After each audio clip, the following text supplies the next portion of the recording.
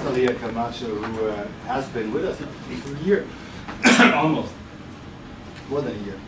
Was it November? No, I arrived in February. February, okay. So it's Almost. community of the City Institute, and we're very happy to have you here, and even more happy for you to be presenting in a second city talk. And you're going to talk to us today about reconfiguration of Mexico City's mobility and transportation system under neoliberal urbanization.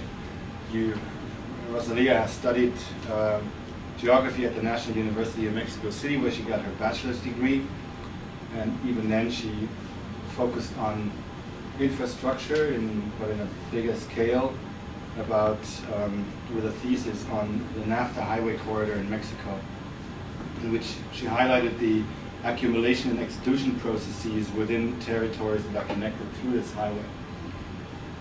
Rosalia came to the City Institute for an academic exchange as part of her master's studies in geography to work with a thesis reconfiguration of Mexico City's mobility and transportation system under neoliberal urbanization, which she's going to talk about.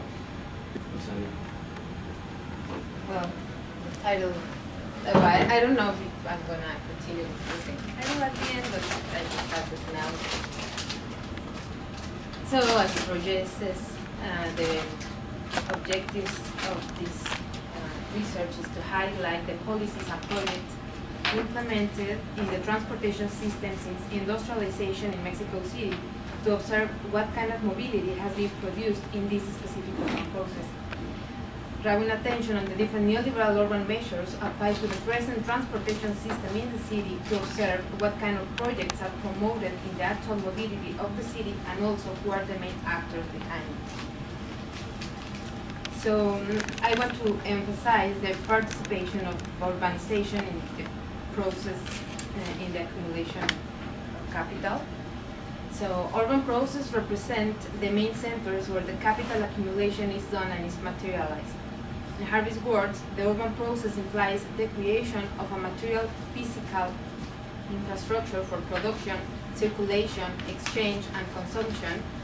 The first point of contact, then, is to consider the manner in which this built environment is produced and the way it serves as a resource for production.